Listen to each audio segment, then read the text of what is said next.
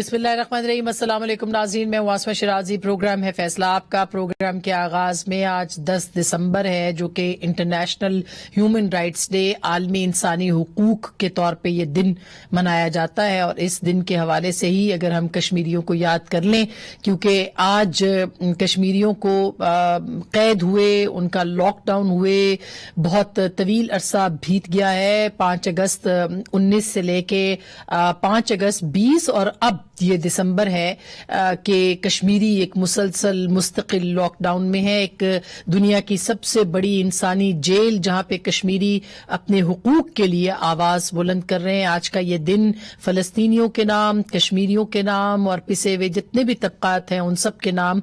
लेकिन जाहिर है कि इस वक्त जो कश्मीरियों को पाबंदियों के जो शिकार हैं उनके लिए बात करना बहुत जरूरी है। ये कहा जा रहा है कि कश्मीर चैम्बर ऑफ कॉमर्स जो है वो इस लॉकडाउन और जो 1.5 साल से ये सब सितम जारी हैं, 2.4 अरब डॉलर का नुकसान इस वक्त कश्मीरियों को हो चुका है। और जो मोदी सरकार है उसका जुल्म सितम जबर बच्चों पे, खवातीन पे, औरतों पे, वहां मर्दों पे, नौजवानों पे वो जारी है। और खुदा करे कि ये जल्द अज जल्द ये खत्म हो और उनको अपने जीने का हक मिले। ये कहते हुए आगे बढ़ते हैं। अब पाकिस्तान की सियासत के हवाले से जो अहम दिन इस वक्त चल रहे हैं, कल वजीर आजम पाकिस्तान ने एक बहुत ही अहम ऐलान किया था और उन्होंने पाकिस्तान की जो अपोजिशन जमातें हैं उनको पार्लियामान के अंदर बातचीत करने की दावत दी थी और ये कहा था कि वो पार्लियामेंट के प्लेटफॉर्म पे उनसे हर तरह का मुकालमा करने के लिए तैयार हैं।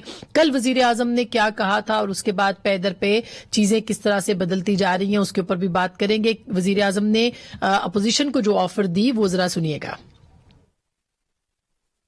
हम तो कभी भी पीछे नहीं हटे थे नेशनल डायलॉग से। बेस्ट जगह तो पार्लियामेंट है। तो मुझे तो पहले दिन मैंने तो कहा था मैं क्वेश्चन टाइम करने के लिए तैयार हूं, जो मर्जी आके मेरे से सवाल पूछो। कि हमारा इंटरेक्शन होना चाहिए, हमारी जमहूरियत चलेगी तब जब डिबेट्स अच्छी हो। नेशनल डायलॉग का मतलब डिबेट ही। तो वो तो जो बात करते हैं वो आ जाते हैं कि जी हमारी केसेस माफ करो। हमें तो कोई इतराज नहीं है। मैंने तो असेंबली में कहा था कि किसी भी बात करने के लिए हम तैयार हैं, लेकिन किसी सूरत एनआरओ के ऊपर हमारे से बात ना करना। करप्शन के केस हम नहीं माफ करने लगे। ये याद रहे कि इससे पहले वजीर आजम नहीं, लेकिन उनके बहुत ही करीबी साथी जनाब असद उमर साहब ये बात कर चुके हैं कि वो पार्लियामेंट के अंदर या बाहर कहीं भी मुज़ाकरात के लिए तैयार हैं। लेकिन वजीर आजम पाकिस्तान ने बाकायदा बाज़ाब्ता तौर पे ये कल ऑफर की थी अपोजिशन को, जो कि अपोजिशन ने ताहाल कल शायद खाकान अब्बासी साहब हमारे प्रोग्राम में थे, उन्होंने मुस्तरद की और कहा कि उनके साथ बातचीत नहीं हो सकती। आज वजीर आजम ने बात की दोबारा और ये कहा कि ये जो एहतजाजी तहरीक है इसको मुअख्खर कर दिया जाए। क्या कह रहे हैं प्राइम मिनिस्टर वो भी सुनिएगा। ये जो पॉलिटिकल पार्टीज कर रही हैं, मैं इनको आज अपील करता हूं कि ये जलसे जुलूस से कोई गवर्नमेंट को कोई फर्क नहीं पड़ने लगा, लेकिन लोगों की जानें खतरे में जाने लगी। जुलूस से क्या होगा, गवर्नमेंट चली जाएगी। लेकिन जब आप ये जलसे जुलूस करते हैं तो उससे तो फैलने का आप चांसेस बढ़ाते जाते हैं। तो ये जलसे जुलूस 2-3 महीने के बाद कर लें, ये हमारे लिए मुश्किल पैदा कर रहे हैं आप। प्राइम मिनिस्टर ने एक साफ लफ्जों में कहा कि जलसों से उनको कोई फर्क नहीं पड़ता, ना इससे हुकूमतें जाती हैं, लेकिन उनका ये कहना है कि आप इसको मुअख्खर कर दे 2-3 महीनों के लिए। अपोजिशन ये समझती है कि इस वक्त उनकी जो तहरीक है वो मोमेंटम पकड़ चुकी है। क्या पकड़ चुकी है या नहीं, ये तो अब जो 13 दिसंबर का जलसा है उसमें नजर आएगा। अब अपोजिशन ने कल अनाउंस किया, बहुत सारी बातें दोबारा भी की, लेकिन इस्तीफों के मामले के ऊपर अभी तक अपोजिशन के अंदर इत्तफाक राय नहीं है। अलबत्ता आज भी मरियम नवाज जब लाहौर में निकली हैं लोगों से रैली के लिए सपोर्ट मांगने के लिए, उनको दावत देने के लिए, जो कि एक बड़े उनके जगह जगह कामयाब कहा जा सकता है, बड़ी तादाद में लोग उनके साथ निकले हैं। वो ये बार बार पूछ रही हैं कि इस्तीफे देने चाहिए कि नहीं देने चाहिए। और साथ साथ वो ये भी कह रही हैं कि वजीर आजम ने जो उनको ऑफर किया है यानी अपोजिशन को, वो एनआरओ प्राइम मिनिस्टर खुद मांग रहे हैं। क्या वो फरमा रही है, जरा वो भी सुनिएगा। जो कहते थे दिन रात एनआरओ नहीं दूंगा, पिछले 2 दिन से हाथ जोड़ के नवाज शरीफ से एनआरओ मांग रहा है। तो कान खोल के सुन लो, नवाज शरीफ तुम्हें एनआरओ नहीं देगा। मैं लाहौर से ये फैसला सुनना चाहती हूँ, इन जाली असेंबलियों में बैठे रहे या इस्तीफा दे दे इस्तीफे इनके मुंह पर मारे, इंशाअल्लाह ऐसा ही होगा। और मैं ये भी बता दूं कि अभी हमने बाज़ाब्ता इस्तीफे नहीं मांगे। यकीन मानो मेरे घर इस्तीफों के अंबार लग गए। इस्तीफों का मामला क्या मरियम नवाज साहिबा को छेड़ना चाहिए था, नहीं छेड़ना चाहिए था? क्योंकि पाकिस्तान पीपल्स पार्टी रजामंद तो है, आखिरी ऑप्शन के तौर पर इसको इस्तेमाल कर रही है। और फिर 13 दिसंबर का जलसा, उससे पहले डीजे भट्ट की, साउंड सिस्टम वालों की, कुर्सियों वालों की इत्तलात हैं कि उनको किया जा रहा है और डीजे भट्ट को बाकायदा गिरफ्तार भी किया गया। क्या होगा, क्या नहीं होगा, और कितना बड़ा रेफरेंडम जो कि अपोजिशन कह रही है 13 दिसंबर का जलसा हो सकता है? हमारे साथ मौजूद है इस वक्त किसी पे बात करने के लिए मोहतरमा उज़मा बुखारी साहिबा, जो कि इस वक्त लाहौर में है, पाकिस्तान मुस्लिम लीग नवाज की स्पोक्स पर्सन है पंजाब की। बहुत शुक्रिया आपका। हमारे साथ मौजूद हैं शैला रजा साहिबा, पाकिस्तान पीपल्स पार्टी की सूबाई वजीर भी हैं और साबिक डिप्टी स्पीकर भी रही हैं। बहुत बहुत शुक्रिया। जनाब फरूख हबीब साहब, पार्लिमानी सेक्रेटरी पाकिस्तान तहरीक इंसाफ के कौमी असम्बली के रुकन और पार्लिमानी सेक्रेटरी, बहुत बहुत शुक्रिया आप तीनों के ज्वाइन करने का। सबसे पहले उज़मा आप ही के पास आती हूं कि इस वक्त जो सूरत हाल लाहौर में है, आपको क्या लगता है कि 13 दिसंबर का जलसा कितना कामयाब होगा? और मरियम साहिबा प्राइम मिनिस्टर को ये क्यों कह रही है कि वो एनआरओ के लिए कह रहे हैं, हालांकि नेशनल डायलॉग की बात तो अपोजिशन कर रही थी। अगर प्राइम मिनिस्टर ने कर दिया तो क्या वो एनआरओ होगा? बिस्मिल्लाहिर्रहमानिर्रहीम। बहुत शुक्रिया आसमा। मैं समझ रही हूँ कि लाहौर का जलसा ऑलरेडी कामयाब हो गया है। मरियम नवाज साहिबा की 2 दिन पहले की रैली और आज की रैली जो है उसमें हजारों लोगों ने शिरकत करके जो है, और वो सिर्फ अभी दावत देने के लिए आ रही है। वो कोई लंबी चौड़ी तकरीर नहीं कर रही, वो कोई किसी से कोई लंबा खिताब नहीं कर रही, लेकिन लोगों की पजीराई जो है वो दिखा रही है और बता रही है कि लोग उनकी बात सुनना चाहते हैं और उनके साथ चलना चाहते हैं। जहां तक बात है डायलॉग की, देखिए हमने इनको डायलॉग की पेशकश तब की जब इनको सिलेक्टेड कहा गया। इवन तब भी मिसाके मईशत की बात की थी शहबाज शरीफ साहब ने, और जब जब पाकिस्तान पे चैलेंजिंग टाइम आया उस वक्त अपोजिशन इनके साथ खड़ी हुई। वो आप जो है वो 26 जनवरी की स्ट्राइक्स हो या उसके बाद जो कोविड का मामला था, फिर ये कश्मीर का मामला था, फिर जीबी का मामला था, हर जगह पर अपोजिशन जो है वो बैठी, मगर किसी और के साथ, पर अब प्राइम मिनिस्टर के साथ नहीं, क्योंकि प्राइम मिनिस्टर किसी के साथ बैठना नहीं चाहते। उनके गरूर और तकब्बुर का आलम यह है कि वो किसी से सलाम दुआ तक लेने के रवादार नहीं है। उन्होंने जो हमारी कुछ माशरती रवायात होती है ना कि किसी की खुशी गमी में शामिल हुआ जाए, ठीक है, सियासी मुखालफिन है अपनी जगह पर, लेकिन आप वो जीना मरना जिसे कहते हैं आप वो रखते हैं सोसाइटी के अंदर, मौसूफ ने वो भी नहीं किया। और बेगम कुलसूम साहिबा की जो आपको मालूम है, जब वो बीमार थी तो क्या रवैया था, और उसके बाद उनकी डेथ के बाद भी जो प्राइम मिनिस्टर का रवैया था वो आपने देख लिया। सो अब जब इनके ऊपर आटा चोरी की और चीनी चोरी की एफआईआर कट चुकी है, जब इनके ऊपर अद्वियात का स्कैम जिसके ऊपर खुद उन्होंने अपने वजीर आजम अपने वजीर को निकाल दिया, फर्ज करने की जो हमारे सुई गैस के बिल है वो फर्ज करने की बात खुद उस वक्त फिरदौस आशिक अमान फेडरल में थी, उन्होंने हमें बताई। ये सारी एफआईआर इन पे कट चुकी हैं और वो एफआईआर कटने के बाद अब उनका जो है वो डायलॉग की बात करना और वो करना, अब वो इट्स टू लेट, अब ये नहीं हो सकता। अब ये देर हो गई इस बात को। शैला जी ये बात मतलब उज़मा ये कह रही है कि ये अब वक्त गुजर गया है। कुछ एहसन इकबाल साहब ने कहा कि बात हो सकती है, लेकिन इस्तीफों के बाद बात हो सकती है। पीपल्स पार्टी की तरफ से अभी तक कल के प्राइम मिनिस्टर के ऑफर के बाद से कोई स्टेटमेंट मेरी नजर से कम से कम नहीं गुजरा। क्या पीपल्स पार्टी भी यही समझती है जो मौलाना फजलुर रहमान और पाकिस्तान मुस्लिम लीग नवाज समझती है? अच्छा देखिए, सबसे पहले तो मैं ये बात कहना चाहती हूँ कि पीडीएम की तमाम जमातों में किसी भी फैसले पे कोई इबहाम या दो राय नहीं। अच्छा, दूसरी बात जो है इस्तीफों के ऊपर भी नहीं है शैला जी?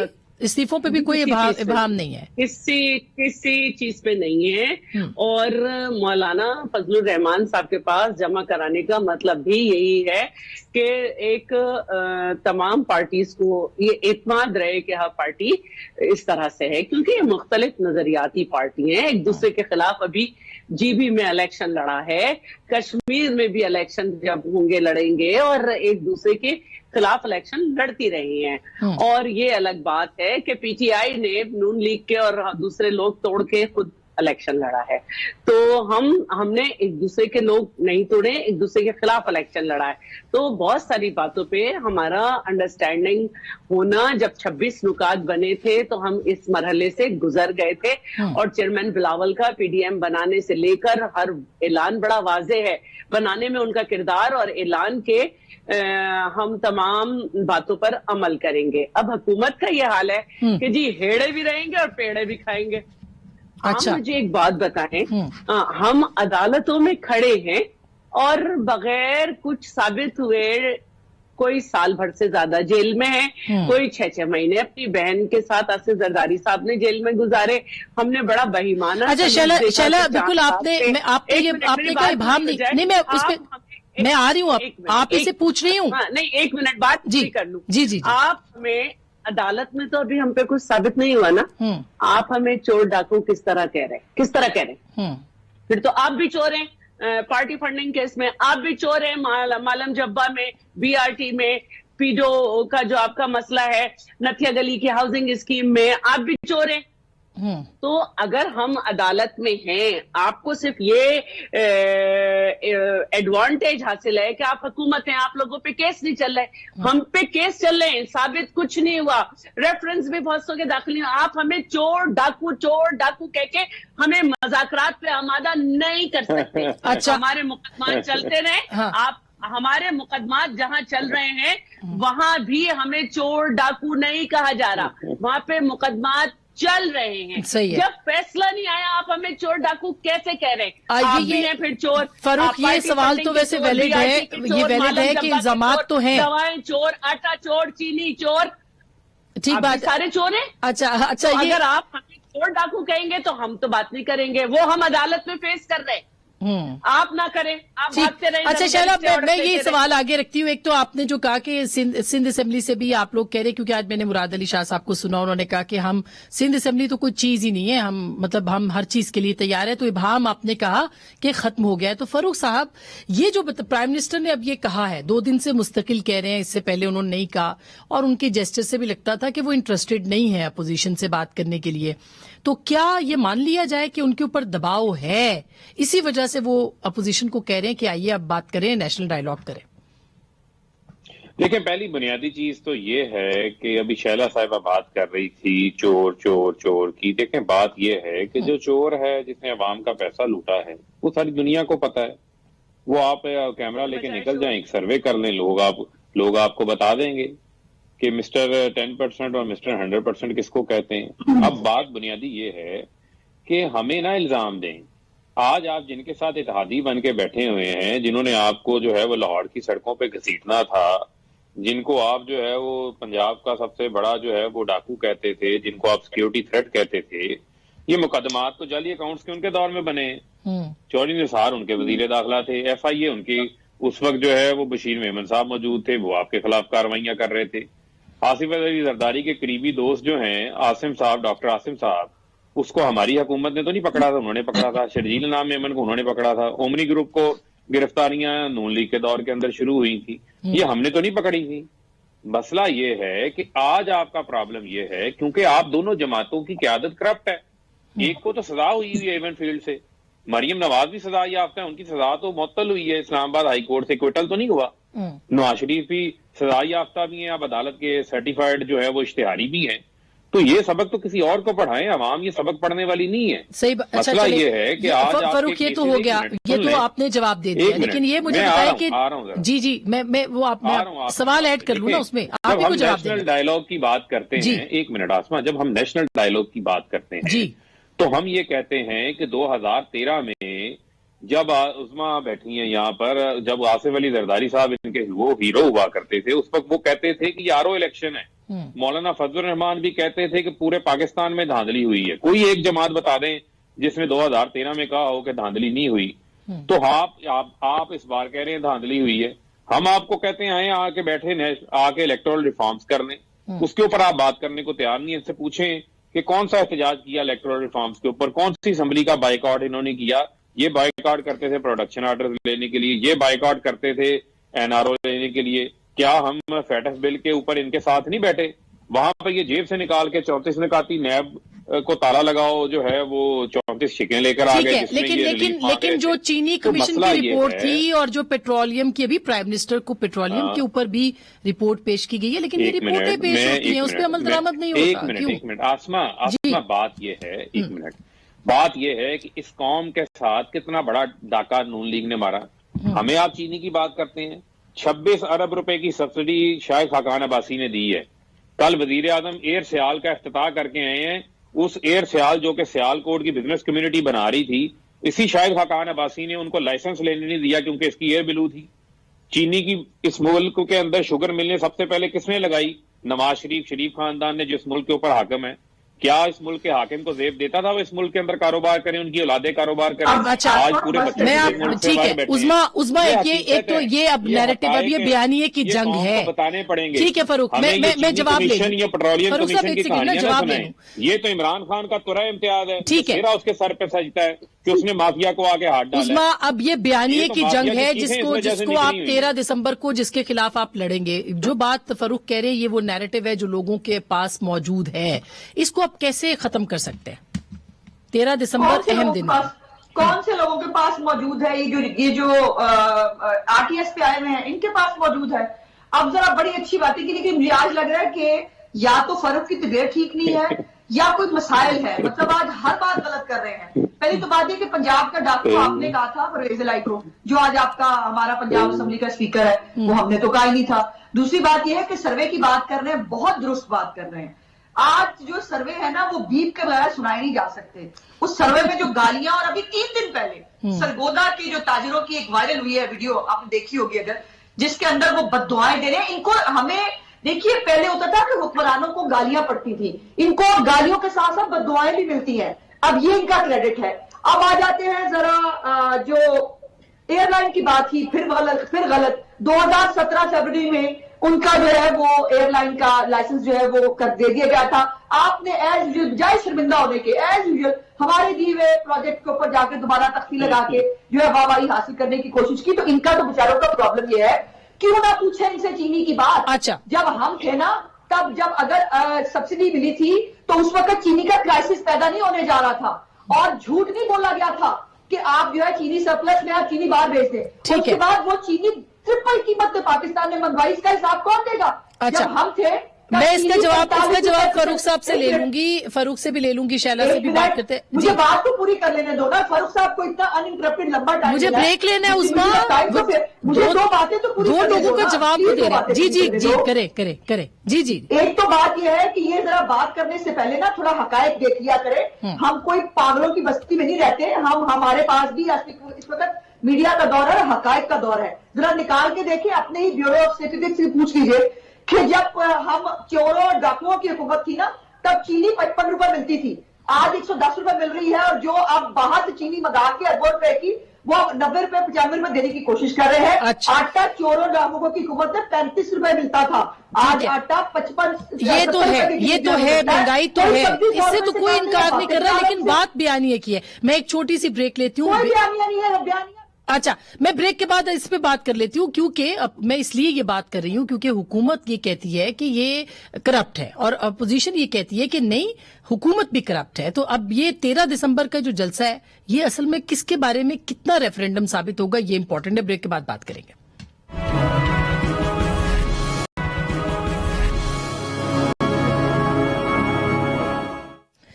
वेलकम बैक नाज़रीन, एक दफा फिर आपको खुश आमदीद कहते हैं। शैला, ब्रेक से पहले बात हो रही थी कि ये जो बयानिया है वो जाहिर है कि आपने भी जो बात की कि चोर कहते हैं, डाकू इल्जामात होते हैं, लेकिन कहा ऐसे जाता है कि जैसे साबित हो गए हैं। लेकिन क्या आपको लगता है कि 13 दिसंबर वाला जलसा जो है वो आपका अगर कामयाब हो जाता है तो लोगों को ये पता चल जाएगा कि नहीं, जो चीजें हैं वो गलत भी हो रही हैं? आप इसको अहम समझती हैं और इस तहरीक को कितना अहम समझती हैं इस नैरेटिव के खिलाफ? अच्छा, पहले तो मैं एक बात कह दूं कि आप पीटीआई हमेशा ये बात करती है कि ये मुकदमात किसने बनाए, तो ये गलत है ना। इस मुकदमात की मद में एक शख्स 11.5 साल जेल में रहा, बीबी शहीद जो है वो मुल्क से बाहर रही, इतने इंतकामी कार्रवाइयां हुई, यूसुफ रजा गिलानी को हमारी हुकूमत में हटाया गया, ये सब गलत था। पीटीआई भी इसको गलत कहती थी। तो अगर नून लीग को आज ये एहसास हो चुका है, आपको कब होगा? आपको भी पता है कि आप गलत पिच पे खेल रहे हैं। आप उस वक्त हमारे साथ कहते थे कि हाँ, नून लीग ने नैब को गलत किया, नहीं हटाया, लेकिन आज आप फिर वही कर रहे हैं। तो बात यह है कि जब इख्तिदार का नशा जो है वो मुंतकिम मिजाज दिमाग पे लगता है ना, तो बड़े जोर से चढ़ता है। तो ये मैं एक क्लैरिफाई करना चाह रही हूँ, वरना मैं समझती हूँ कि आसिफ अली जरदारी साहब 11.5 साल जेल काट के तशद्दुद से के एक कामयाब सदर थे, जिसकी वजह से मुल्क में 12 मई 2012 को जो है मुल्क में सी पैक आया, जिसकी वजह से सलाला के वाक़े पे हमने मुल्क की खुददारी दिखाई, जिसकी वजह से हमने शमसी बेस वापस लिया, जिसकी वजह से इनकम सपोर्ट प्रोग्राम जो एहसास कफालत है वो एक बड़ा प्रोग्राम शुरू हुआ। ये मैं समझती हूँ कि हमें ये देखना चाहिए कि गवादर जो है वो हमने जो सिंगापुर से लेके चाइना को दिया तो उनकी वजह से शुरू हुआ, और गैस ईरान गैस लाइन का, तो ये एक मुंतखब सदर ही जो है वो एक मुंतखब आदमी जो है ना वो ये मुल्क कौम को दे सकता है, वरना फिर एक पेज पे जितने बिठा लो कुछ नहीं कर पेज पे बिठा लो, एक रिलीफ नहीं दे पाओ। ये तो जुमला दूसरी बात एक पेज पे बिठा लो। अच्छा जी, क्विकली बस दूसरी बात मैं ये कहना चाह रही हूँ कि अगर कोई ये समझता है कि जलसों से असर नहीं पड़ा, तो भाई जलसों जगह में पानी क्यों छोड़ते हो, रास्ते में कंटेनर क्यों लगाते हो, जलसे होने के बाद FIR क्यों काटते हो? अभी खवातीन तक पे FIR कटी है पीपल्स पार्टी की मुजाहरा करने पे। वही काम अगर जमाते इस्लामी और आप कर रहे होते हो तो ना FIR कटती है। अच्छा, अब फरूक ये जो मैं इससे पहले कि उज़मा पे जाऊं, ये सवाल इम्पोर्टेंट है जो आखिरी बात जुमला जी शैला, अब यहाँ तक आ गए कि 50 तर्जुमान तो लगे हुए हैं गलत बयानियों पे। अब यहाँ तक आ गए कि ट्विटर पे भयानक तरीन गलीज तरीन बड़ा अफसोसनाक है वो, बहुत अफसोसनाक है। कैसे नहीं फर्क पड़ रहा? जलसे से आपकी मैया मर रही है अकल की। तो अच्छा, ठीक है, अब ये 2 पॉइंट्स आपने दे दिए। एक तो जो ट्विटर पे ट्रेंड्स चल रहे हैं जिसको कि हमें मुजम्मत करनी चाहिए, वो मरियम बीबी के खिलाफ हों, वो प्राइम मिनिस्टर की वाइफ के खिलाफ हों, वो अब शैला के खिलाफ हों, उज़मा के खिलाफ हों, जिसके भी खिलाफ हों उसकी हमें मुजम्मत करनी चाहिए फरूक। और दूसरी बात ये कि ये जो अभी बात प्राइम मिनिस्टर ने भी की कि जलसों से फर्क नहीं पड़ता, 2 महीनों के लिए, इसको 3 महीनों के लिए मुअख्खर कर दें, तो क्या अगर नहीं पड़ता तो ये डीजे बट तो आपका अपना था फरूक, आप लेके आते थे, आपकी गाड़ी में आता था, हमें पता है कि कितना वो क्लोज आपका, आज भी वो कह रहा है मैं टाइगर हूं, उसको क्यों गिरफ्तार कर लिया आपने? देखें जो डीजे बट वाला मामला है, डीजे बट तो जो है वो वेंडर है, ठीक है। हाँ। डीजे बट का जो मामला सामने आया है वहां पर जो है उसके पास से नाजायज असला बरामद हुआ है, जो चीज सामने आई है उसकी तहकीकात होंगी, सामने चीजें आ जाएंगी। देखिए पूरे उसको रिहा कर दिए, वो उसके पास लाइसेंस था जी, अगर लाइसेंस था तो वो रिहा हो गया, ठीक है। बात यह है कि पूरे पाकिस्तान के साउंड वाले हैं ना, सारी ओपन मार्केट है, लाहौर में इतने लोग साउंड का काम करते हैं, क्या सबको गिरफ्तार कर दिया? तो लिहाजा उसको डीजे बट के साथ नथी ना करें। दूसरी जो बुनियादी चीज ये है कि मीनारे पाकिस्तान में किसी जगह के ऊपर जो है वो कोई पानी नहीं लगा हुआ, ठीक है। तीसरी बात यह है कि जब हम बात करते हैं कि जलसों से कोई फर्क नहीं पड़ता, हम आपसे बात करते हैं, हम एक मिनट शलापा, हम आपसे ये बात करते हैं कि आप मैं कह रही हूँ मुल्तान में पानी छोड़ा था ना, ताला भी लगा था, सड़क पे जलसा हो गया। जी बिल्कुल, आपने जलसा कर लिया, मुबारक हो आपको जलसे की। अब मेरी बात सुन लें। देखिए मसला ये है कि जो बात समझने की जरूरत है आपको, वो ये है कि पूरी दुनिया में वबा आई हुई है, पेंडेमिक है ये, ठीक है, पाकिस्तान भी उससे गुजर रहा है।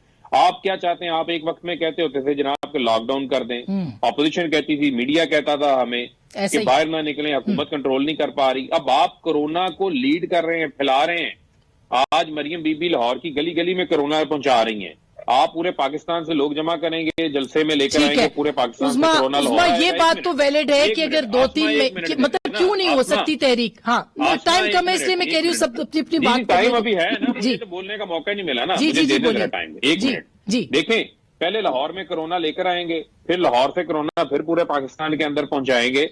आज लाहौर के अंदर कोरोना के फैलाव का रेट 6% से 10% हो चुका है। ये उसको 20% पे लेके जाना चाहते हैं। इनको डॉक्टरों का ख्याल नहीं है, अस्पतालों का ख्याल नहीं है। इनको पैरामेडिक्स का ख्याल नहीं है, ठीक। ये लोगों की जिंदगियों को खतरे में डाल रहे हैं। ये मीडिया सवाल आज इनसे क्यों नहीं पूछ रहे? आप पूछे ना। पूछ रहे हैं। ये आप कहते थे इमरान खान पे FIR कटेगी, कोई बंदा मर गया। हाँ। अब तो अगर कोई बंदा की डेथ होगी, ये बात तो दुरुस्त है, अगर 2 महीनों के लिए आप मौखर कर दे, मतलब आप देखिए बिल्कुल पेंडेमिक है, जिस तरह अपने फंक्शन होते हैं शादियों के। अच्छा, मुझे सवाल तो पूछने दें, अब सवाल। सिंध में तमाम SOPs पे अमल दरामद हो रहा है। अच्छा, सिंध में तमाम SOPs पे अमल दरामद करवा रहे हैं। जलसे जुलूसों पर पाबंदी है, इज्तिमात पे पाबंदी है। एक मिनट ना, गवर्नमेंट की तरफ से पाबंदी है ना, ठीक है, तो यहाँ पर जलसे जुलूस कर रही है, दोहरा में आ रहा है ना, इसको छोड़ें। अच्छा, उस्मा पेंडेमिक है, अगर 2 महीनों के लिए मौखर कर दे, और क्विकली जरा अपनी बात कीजिएगा, सबसे बड़ी दरखास्त है, ताकि मैं ब्रेक ले लूं। जी उस्मा।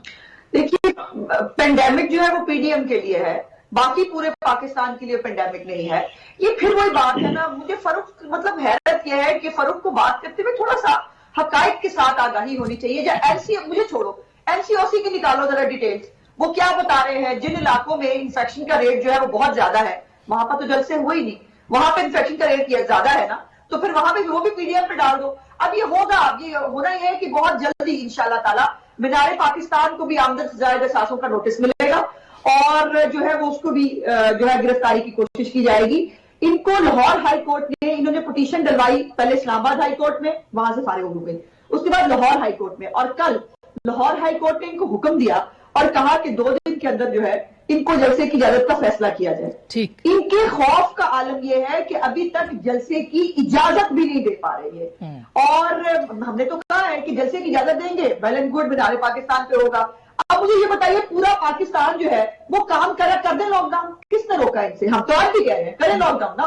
आप ये जो है ना, ये मुनाफिकत ना करें कि हमारे लिए जो है वो पेंडेमिक सिर्फ हमारे लिए है, PDM के लिए है, बाकी ये सारे कोरोना प्रूफ है। लेकिन सबको इसके ऊपर करना चाहिए, सोचना चाहिए। उसमें मैं ब्रेक ले लूं। ठीक, इनके मैं ब्रेक ले लूं। मैं सिर्फ बात कंप्लीट कर लूं। इनकी शादियों से कोरोना नहीं फैलता, इनके जलसे जुलूसों से कोरोना नहीं फैलता, इनके सेमिनार से कोरोना नहीं फैलता। ये क्या तमाशा है? अच्छा, आपने ये जो ना आदत इतना आदम टेर मत करें, लगाए लॉकडाउन, अब आज भी आपके साथ है। अच्छा, मैं एक छोटी सी ब्रेक ले लूं। आज हमने तस्वीरें देखी हैं जिसमें कि वो फयाजुल हसन चौहान साहब भी खड़े हैं एक कॉन्सर्ट में, और उसमें भी तो ना अपोजिशन सुन रही है इस बात के ऊपर, ना हुकूमत ही सुन रही है। ये बात एक सच बात है, तो अवाम को अपना ख्याल जरूर रखना चाहिए। एक छोटी सी ब्रेक लूंगी, ब्रेक के बाद वापस आते हैं और इस पे पूछते हैं कि 13 दिसंबर वाला जलसा अगर कामयाब होता है तो असरात क्या होंगे, नाकाम होता है तो असरात क्या होंगे। ब्रेक के बाद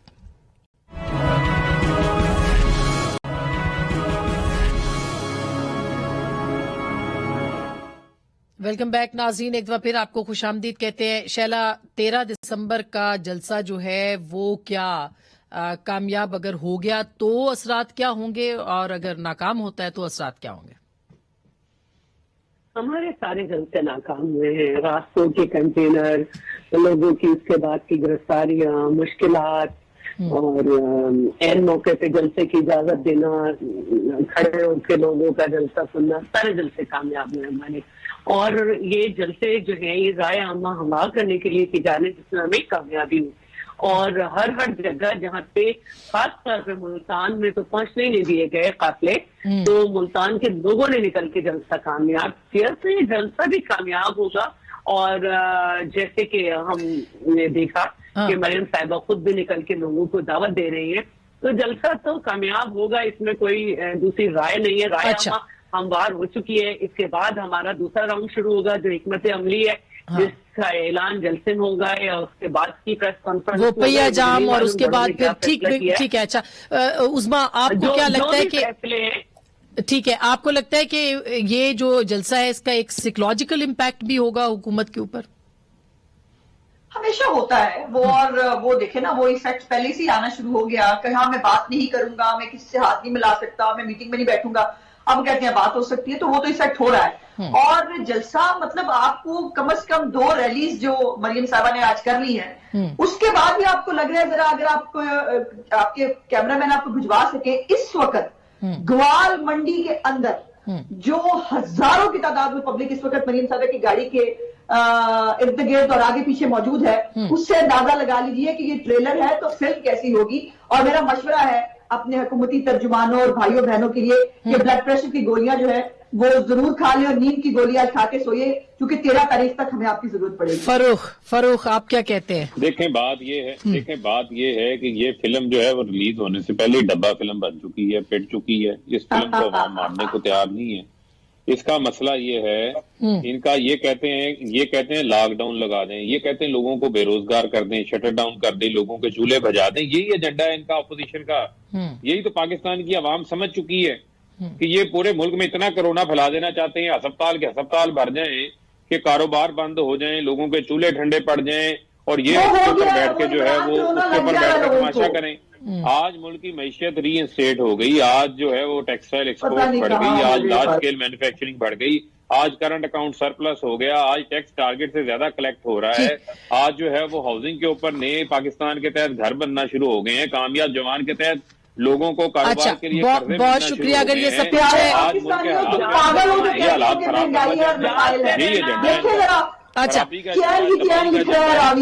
वरना शरीफ खानदान वहां से वापस आए ना, के बाद क्यों बैठे?